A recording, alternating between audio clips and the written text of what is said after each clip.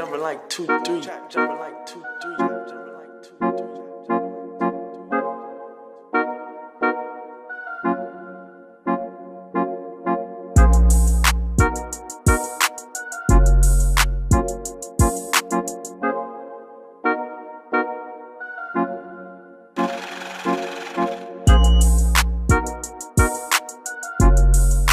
Now part of the fitting that Pedro does is he looks at your shoes, your feet, and whether or not the cleats are like consistently lined up or if they're different, and then he corrects that. He did it with like the first time I saw him, I was like riding in Bonts, and he was quickly like, man, your shit is and then like, oh yeah, Bonts. Yeah, like he was just like, all right, we gotta fix it. He's like, we gotta fix that.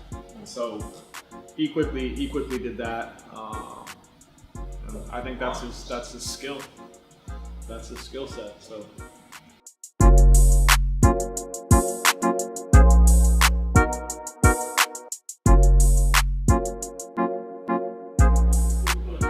Remember that whole episode? I had to go to like all these urologists and physical therapists to get me straight. Yeah. One thing that they realized was that my pudendal nerve was kind of frayed. It was kind of like taxed from that. That saddle puts no pressure on anything. Actually, great saddle. And I love that. Like, dude, that saddle is money, man. Because you stay in a certain place. Like you're not like sliding on the front of your saddle where it hurts. And there's no pressure points on me, so I just like freaking ride like no one's business. You know what I mean? I met the guy who owns that company, like Dr. Vince, man, and I was telling him about like a lot of my issues, you know? And he sent me one. Just like, he was like, just try it, you know what I mean? Like you'll know very quickly, like if this saddle's gonna work for you, like in the first 5 minutes, but then you'll also know after like 2 hours into a ride, you'll be like, all right, am I hurting? Am I not hurting? You know? Yeah. So I'm putting in crazy time, and that saddle, like I couldn't do it without that. So that's a huge piece for me. Clientele that walk through these doors. Like, what's the distribution? Let's start at a high level of people who are new versus people who have been at this. People that are new, I would probably say about 35 to 40%. And for the people that do come in here, is this usually their first stop, or is this their second or third because they've tried a whole bunch of other people as well? It varies. It varies. I mean, I have people that came in because their friend experienced my fit and said, hey, you know what, it worked for me. Because like I said, everyone has their fitter. Everyone's got, you know, it's like a restaurant, you know, who's going to be catering to whom and you know, how is it dished out. But funny thing about bike fitting, you can go anywhere, but it's all about sometimes the presentation. The presentation of how it's sent out, because your hip angle from your throat canter, your knee to your ankle, it's always a range. Even when you look at it in retool, even when you look at it in dartfish, slow twitch, it's all a range.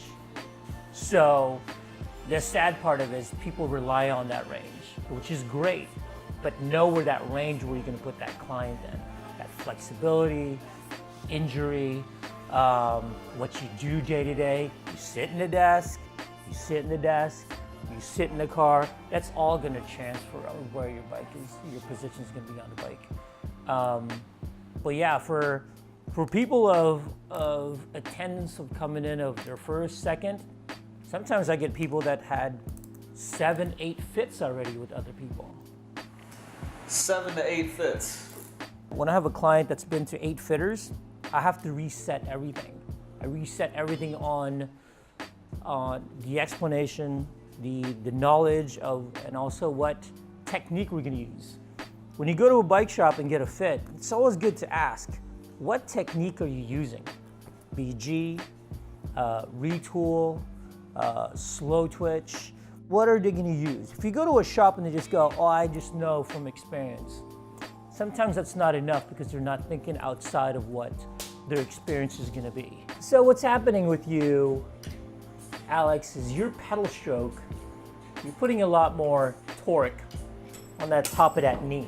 So what happens usually when people have complaints that come in here saying, you know, the top of my knee is hurting, or is it my IT, or, you know, that's where that measurement, sometimes that old school measurement of plumb bob, you know, Sometimes still works, but the plumb bob, I mean, I don't know. There's new ways of measuring it, you know? Go ahead and take a seat. And you also have to make sure that is measuring your knee, make sure that it's measured at the right section of the knee. You know, perfect bike I have ever been on. See, that's the problem with us. That's the problem with cyclists. We always think there's something better. See, look, that back is funky. The top is perfect. Look at that. Yep. That bottom one, you need to call Pinarello and ask for another bolt. Just pull that out and put a new one in. What I quickly learned with Pedro was he listens to you as the rider. So if you say, I really like my hands here, he's not going to be like, well, I think you should put them there. Like, that's what a lot of other fitters would, that's what I mean by like, they would prescribe something. But he's just like, what, if you like your hands there, you like your hands there. You wear it on the left, you wear it on the left, I guess. Chill.